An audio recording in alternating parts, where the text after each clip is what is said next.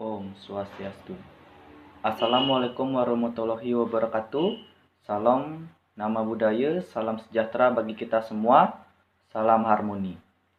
Di sini saya sebagai moderator dari kelompok 9 akan membantu jalannya acara presentasi kali ini.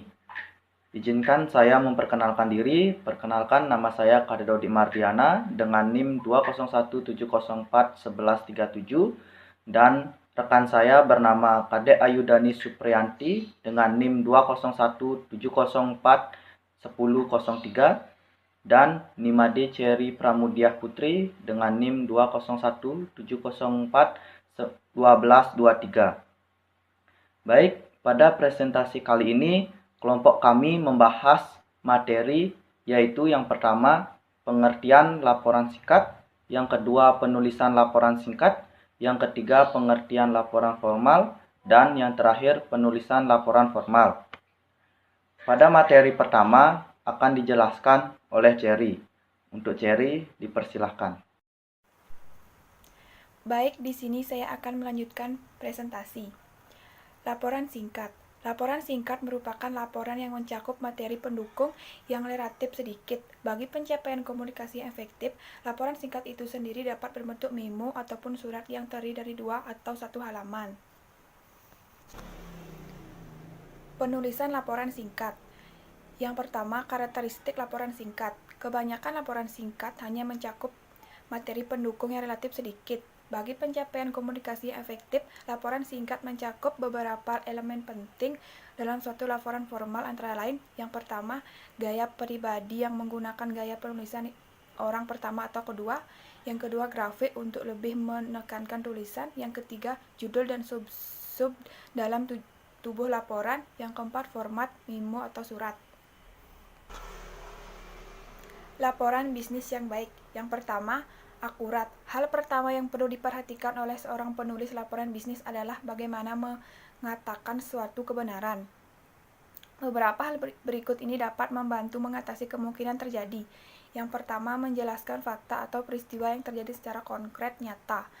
Yang kedua, melaporkan semua fakta yang relevan. Yang ketiga, menempatkan fakta yang ada dalam suatu perspektif. Yang keempat, memberikan bukti-bukti terhadap kesimpulan yang Anda buat.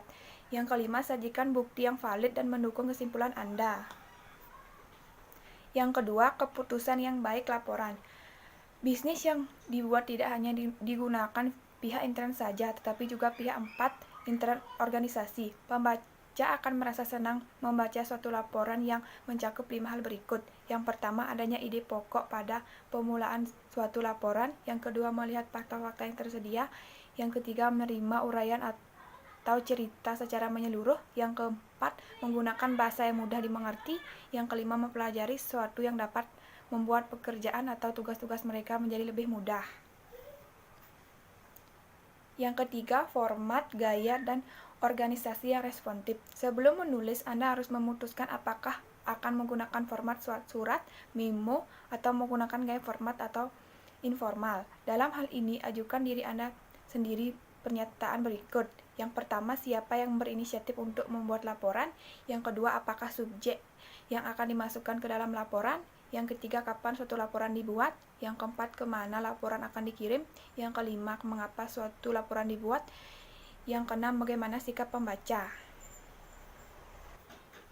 Yang ketiga, perencanaan laporan singkat. Dalam perencanaan suatu laporan singkat, ada beberapa hal yang perlu diperhatikan antara lain audiens, tujuan, dan subjek laporan. Ada beberapa format laporan yang dapat dipilih oleh penulis, antara lain 1. Pre-printed, bentuk sebelum dicetak. Pada dasarnya digunakan untuk mengisi laporan yang kosong.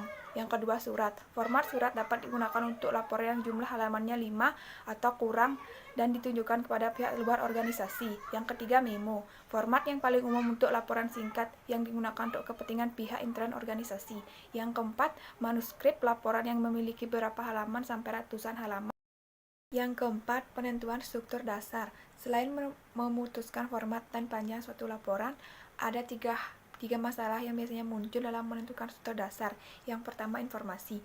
Apa yang seharusnya dimasukkan. Yang kedua, pendekatan fisiologis. Apa yang sesuai dengan pembaca tertentu. Yang ketiga, metode apa yang akan Anda dikemukakan agar materinya jelas dan meyakinkan.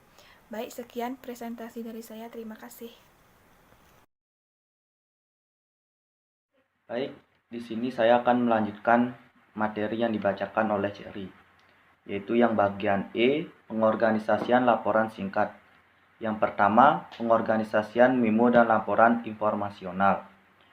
Suatu laporan informasional mempunyai tujuan dasar, yaitu menjelaskan suatu dengan istilah yang tegas. Contohnya yaitu yang A, laporan periodik atau berkala merupakan suatu laporan internal yang menjelaskan apa yang terjadi dalam suatu departemen atau divisi selama periode tertentu. Yang B, laporan aktivitas personal atau individu. Suatu laporan aktivitas personal berisi suatu deskripsi individual terhadap apa yang terjadi selama suatu konvensi, profesi, atau dalam perjalanan. Yang kedua, pengorganisasian laporan analitas.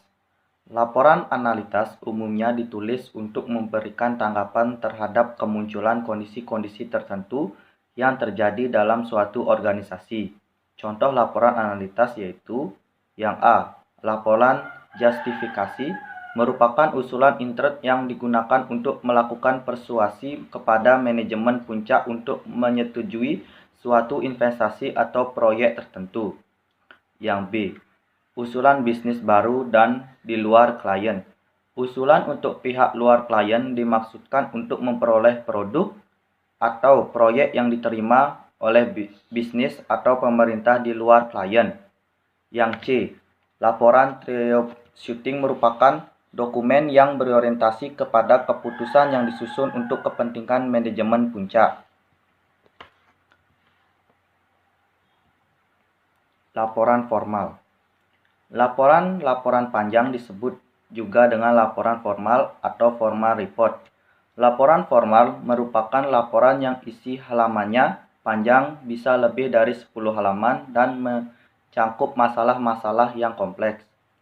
Hal inilah yang menjadi perbedaan laporan formal dengan laporan singkat. Bukan hanya dari jumlah halamannya saja, bentuk dan format antara laporan formal dan laporan singkat juga berbeda. Secara umum, jumlah halaman laporan formal lebih banyak daripada jumlah halaman singkat. Penulisan laporan formal. Yang A, mendefinisikan masalah. Dalam menulis suatu laporan, baik itu laporan informasional maupun analitas, tahap pertama adalah mendefinisikan masalah. Kita harus memutuskan informasi apa yang diperlukan untuk dapat menyelesaikan informasi. Yang pertama yaitu pertanyaan yang tepat. Seringkali suatu masalah yang didefinisikan telah ditetapkan oleh orang-orang yang memiliki otoritas terhadap suatu laporan. Adapun beberapa pertanyaan yang dapat membantu dalam melakukan investigasi atau penelitian, yakni yang A, apa yang perlu ditentukan? Yang B, mengapa masalah tersebut penting? Yang C, siapa yang terlibat dalam suatu masalah? Yang D, di mana munculnya suatu masalah? Yang E, kapan masalah itu muncul? Yang F, bagaimana situasinya? Baik, materi selanjutnya akan dibacakan oleh Ayu. Baik, terima kasih atas waktu yang telah diberikan kepada saya. Saya akan melanjutkan presentasinya. Yang kedua, mengembangkan pertanyaan tujuan. Dalam mengembangkan suatu pertanyaan tujuan ini dapat menggunakan 3 cara. Yang pertama, menggunakan kalimat infinitif. Yang kedua, menggunakan pertanyaan. Dan yang ketiga, menggunakan suatu pernyataan deklaratif. Lalu selanjutnya kerangka untuk analisis. Adapun langkah-langkah dalam membuat kerangka untuk analisis yang pertama, mengembangkan struktur yang logis. Dalam mengembangkan struktur penelitian yang logis dan mudah dipahami itu harus sesuai dengan subjek penelitiannya. Mulailah dengan melihat tujuan penelitian secara menyeluruh untuk menentukan apakah dengan menggunakan kerangka atau outline informasional, analitis, atau gabungan dari keduanya. Tugas informasional. Tugas informasional ini merupakan suatu studi yang mengarah kepada laporan faktual dengan sedikit analisis atau penafsiran umumnya itu dikelompokkan atas dasar sub-subtopik. Sub-subtopik ini dapat disusun dalam berbagai cara berdasarkan urutan tingkat kepentingan, secara berurutan, secara kronologis, menurut ruang tempatnya, menurut geografis, dan yang terakhir menurut kategori. Tugas analitis. Tugas analitis ini merupakan laporan yang berisikan analisis, kesimpulan, dan rekomendasi yang umumnya itu dikategorikan dengan metode pemecahan masalah atau problem solving method. Untuk hipotesis itu merupakan suatu pendekatan struktural yang paling umum. Lalu yang kedua, aturan pembagian. Membagi sesuatu secara fisik itu memang relatif lebih mudah dibandingkan membagi suatu ide yang tak nampak secara fisik. Berikut ini beberapa komponen aturan singkat mengenai pembagian suatu ide ke dalam beberapa komponen. Yang pertama, memilih prinsip-prinsip dasar pembagian secara benar. Yang kedua, gunakan satu kategori atau prinsip setiap kali membagi laporan ke dalam sub-subtopik. Yang ketiga, setiap pembagian kelompok itu harus terpisah dan berbeda. Dan yang keempat, teliti dalam melakukan pendaftaran semua komponen. Yang ketiga, menyusun kerangka pembuka. Mungkin kerangka ini memang tidak diperlukan dalam penulisan laporan singkat yang bersifat informal seperti memo, tetapi untuk penulisan laporan panjang, kerangka ini sangat berguna. Kerangka pembuka atau preliminary outline itu memberikan kemudahan dalam melakukan investigasi. Kerangka ini sangat diperlukan jika, pertama, Anda itu merupakan salah satu di antara beberapa orang yang sedang melakukan suatu tugas.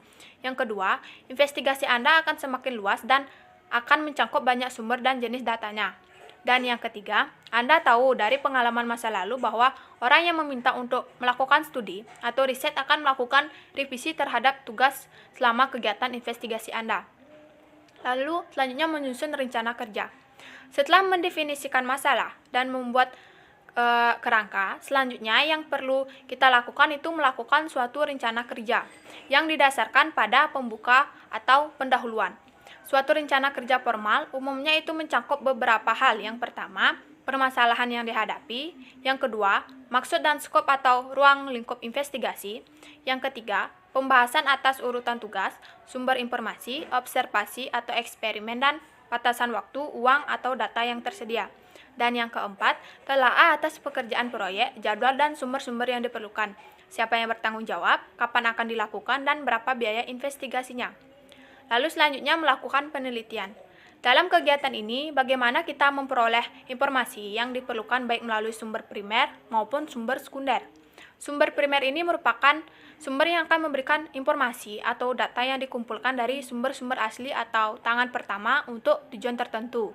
Sedangkan sumber sekunder akan memberikan data yang telah dikumpulkan oleh pihak lain untuk tujuan tertentu. Data sekunder ini berasal dari laporan tangan kedua. Yang termasuk sumber primer yang pertama dokumen. Dokumen-dokumen bisnis yang termasuk ke dalam data primer itu antara lain laporan penjualan, neraca, laporan laba rugi, kebijakan-kebijakan, korespondensi dengan pelanggan, pemasok, dan kontrak, dan di samping itu, dokumen resmi pemerintah juga termasuk sumber primer. Yang kedua, observasi. Observasi atau pengamatan itu merupakan salah satu cara untuk memperoleh sumber data primer dalam dunia bisnis dengan cara mengunjungi atau mengamati suatu kegiatan yang tengah berlangsung dalam suatu bisnis. Yang ketiga, survei. Survei itu merupakan suatu cara untuk memperoleh jawaban atas pertanyaan-pertanyaan yang telah diajukan, yakni dengan cara bertanya kepada orang-orang yang mempunyai pengalaman atau keahlian yang relevan dengan bidang keahliannya. Kita dapat melakukan survei dengan menggunakan suatu daftar pertanyaan yang telah disusun sedemikian rupa sehingga memudahkan kita untuk melakukan suatu wawancara. Lalu yang keempat, eksperimen. Kegiatan eksperimen ini lebih banyak dilakukan untuk bidang-bidang teknis. Hal ini itu disebabkan karena suatu eksperimen memerlukan manipulasi faktor-faktor yang tercakup di dalamnya secara lebih ekstensif, serta biaya yang diperlukan untuk melakukan eksperimen ini lebih relatif mahal, dan untuk mengetahui eksperimen perlu waktu yang cukup lama. Lalu yang kedua, sumber sekunder. Dalam kaitannya dengan sumber-sumber sekunder, Davis menyatakan bahwa semakin berkembangnya teknologi dewasa ini, maka akan semakin banyak informasi yang kita peroleh melalui internet maupun tersimpan dalam bentuk CDR. Ada beberapa alasan yang melatar belakangi mengapa orang-orang itu lebih menggunakan sumber-sumber sekunder. Yang pertama, itu hemat waktu, yang kedua ketelitian, yang ketiga relevansi, dan yang keempat efektivitas biaya. Lalu yang terakhir, analisis data. Setelah melakukan penelitian dan memperoleh data yang telah kita inginkan, selanjutnya yang kita lakukan itu melakukan analisis terhadap hasil temuan tersebut. Proses analisis ini pada dasarnya merupakan suatu pencarian hubungan di antara fakta-fakta yang telah ditemukan. Dengan melihat data yang telah dikumpulkan dari berbagai sudut pandang, maka kita akan menjawab berbagai pertanyaan yang telah disiapkan dalam suatu rencana kerja atau work plan, yang termasuk analisis data yaitu perhitungan statistik. Kebanyakan data yang diperoleh dalam suatu penelitian itu berbentuk angka-angka. Dengan perhitungan statistik, maka secara sederhana kita akan dapat menghitung rata-rata, perkembangan, dan korelasi. Yang kedua, kesimpulan. Pengambilan kesimpulan ini dapat didasarkan pada suatu kombinasi antara fakta-fakta yang tersedia, pertimbangan nilai, dan asumsi-asumsi. Oleh karena itu, sangat jarang pengambilan kesimpulan ini hanya didasarkan pada penemuan fakta semata. Meskipun demikian, kita juga perlu tahu bahwa pengambilan kesimpulan terhadap suatu kasus itu dapat mengandung unsur-unsur yang bersifat subjektif. Lalu yang ketiga, rekomendasi. Rekomendasi ini tentu berbeda dengan kesimpulan. Kesimpulan itu merupakan opini atau penafsiran terhadap suatu pokok bahasaan tertentu, sedangkan rekomendasi itu saran yang diberikan untuk melakukan tindakan tertentu. Suatu rekomendasi yang baik atau good recommendation itu paling tidak mencakup 3 kriteria. Yang pertama, praktis, yang kedua, dapat diterima oleh pembaca, dan yang ketiga, penjelasannya itu cukup rinci sehingga pembaca itu dapat melakukan suatu tindakan. Baik, sekian dari presentasi yang bisa saya presentasikan. Saya kembalikan kepada moderator. Baik, demikianlah presentasi dari kelompok kami. Jika ada salah kata, kami mohon maaf. Saya sebagai moderator menutup acara presentasi kali ini. Saya menutup dengan Parama Santi. Om Santi Santi Santi Om. Assalamualaikum warahmatullahi wabarakatuh. Sekian dan terima kasih.